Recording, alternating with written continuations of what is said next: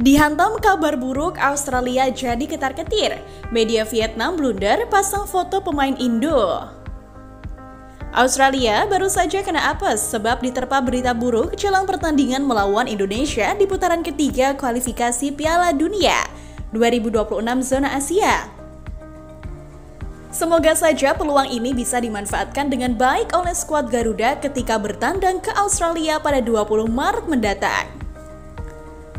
Tak hanya itu, proses naturalisasi pemain keturunan timnas Indonesia pun tak kunjung berhenti. Hal tersebut pun turut diberitakan oleh media Vietnam, namun sayangnya ada sedikit blunder di sana. Untuk lebih lengkapnya, simak video berikut.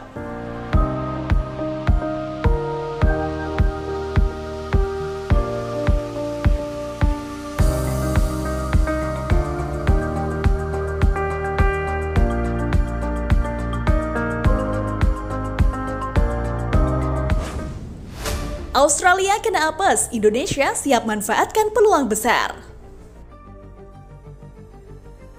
Kabar buruk yang menimpa Australia ini datang dari dua pemainnya yang dihantam cedera pada akhir pekan lalu. Winger Nestor Irankunda mengalami cedera pada pergelangan kaki saat memperkuat klub Swiss Grasshoppers melawan Lugano di Liga Super Swiss pada 9 Februari lalu. Irankunda merupakan wonderkid Bayern Munchen yang sedang dipinjamkan ke Grasshoppers. Sayangnya, harapan Irankunda untuk berumput lawan timnas Indonesia harus menipis karena cedera yang dialaminya pada hari Minggu lalu. Sebetulnya, pemain pinjaman dari klub Bayern Munchen ini sukses menampilkan performa impresifnya, bahkan berhasil melakukan solo run untuk membawa bola ke daerah pertahanan lawan. Ia juga berhasil memberikan assist pada Ervan Sobri Semurin yang membuahkan gol di menit ke-7. Namun sayang di menit ke-36 ia harus ditarik keluar karena mengalami cedera dan akhirnya digantikan oleh Thomas Veronlupi. Saat ini mantan pemain Adelaide United itu tengah menjalani pemeriksaan lebih lanjut mengenai kondisi cedera yang baru saja dialaminya. Irankunda pun sempat absen pada dua laga terakhir di putaran ketiga kualifikasi Piala Dunia 2026 melawan Arab Saudi dan Bahrain. Ternyata bukan hanya Irankunda yang mengalami cedera, sebab Jordan Boss juga turut memperpanjang daftar cedera di timnas Australia. Jordan Boss hanya bermain selama 24 menit saat Westerlo menang 4-2 atas Standard Liège. Ia harus ditarik keluar seperti Irankunda karena masalah hamstring. Di lain tempat, kapten tim Mkhitaryan pun turut alami cedera ketika bertanding bersama klub barunya. Ia mengalami cedera panggul ketika bertanding membela Lens di Liga Prancis pekan ini.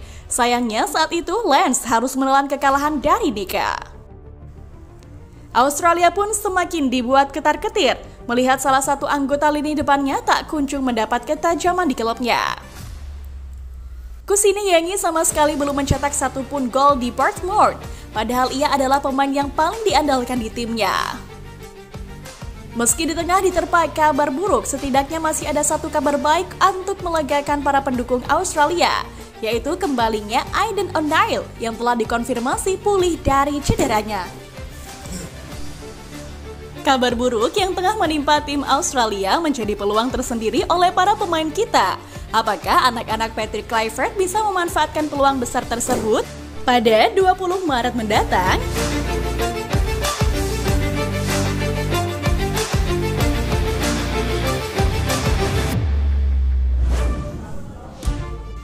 Media Vietnam singgung Indo sampai blunder. Saat ini, 3 pemain baru telah berganti status menjadi warga negara Indonesia.